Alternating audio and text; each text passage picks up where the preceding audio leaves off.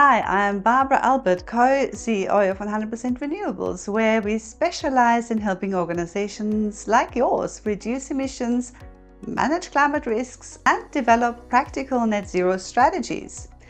I'm excited to guide you through this important topic today, managing climate risks and turning challenges into opportunities for resilience and growth. Climate risks aren't just future challenges, they're here now, disrupting supply chains, damaging critical assets, and increasing operational costs. For sectors like infrastructure, transport, and local government, the stakes are especially high. In its Global Risks Report, the World Economic Forum ranked extreme weather events, biodiversity loss, and critical changes to Earth systems among the top global risks for the next decade.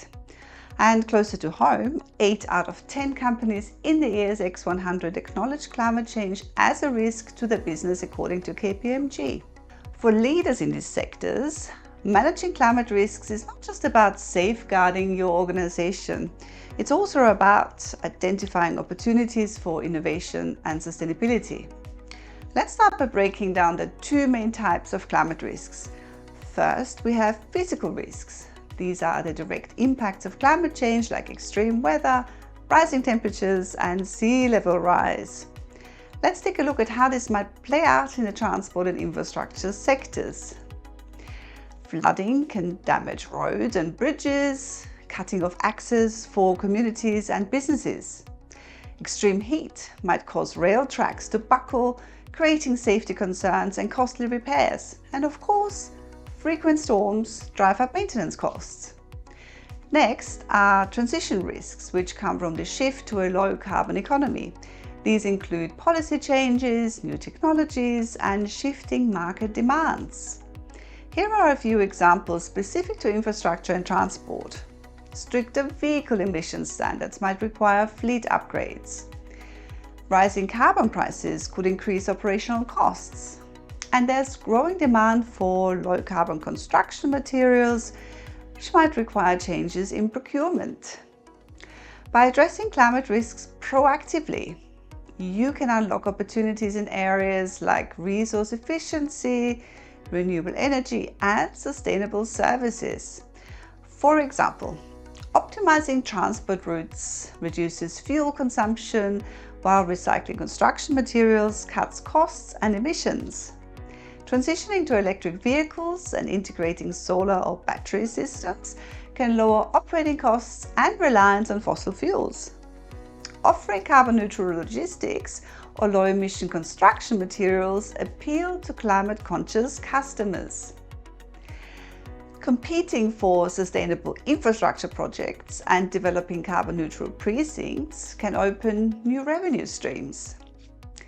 Investing in flood-resistant infrastructure, urban greening, and resilient materials future-proofs your organization and enhances community well-being. To bring this to life, let's look at a real-world example. A regional council in Australia faced severe weather events that frequently damaged roads and bridges, cutting off access for communities and businesses. Here's how they turned challenges into opportunities. They conducted a detailed climate risk assessment to identify flood-prone areas. They upgraded infrastructure by elevating roads, improving drainage, and using heat-resistant materials. They engaged the community to ensure projects addressed local needs. And they secured funding from grants to bring these projects to life. The results? Fewer road closures, enhanced safety, and improved economic resilience. Now let's talk about how your organization can take similar steps to assess and manage climate risks. Here's how to approach climate risk management. First, identify risks and opportunities. You're going to map out risks across the supply chain. You identify areas where addressing these risks could lead to innovation. Then you evaluate the likelihood and the impact. You use tools like scenario analysis to assess the potential impact of risks and opportunities on your operations. You then prioritize focus areas by focusing on the risks with the greatest potential for disruption and the opportunities that align with your goals.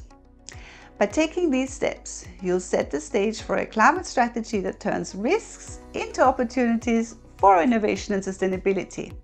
And once you've identified your risks and opportunities, it's time to embed climate risk management into your organization's strategy. You start with governance. Make sure your board and executive team are accountable for climate risk management. Create action plans for your highest priority risks and opportunities, like upgrading infrastructure or transitioning to low carbon technologies. And finally, focus on monitoring and reporting, aligning with frameworks like TCFD and AASB-S2.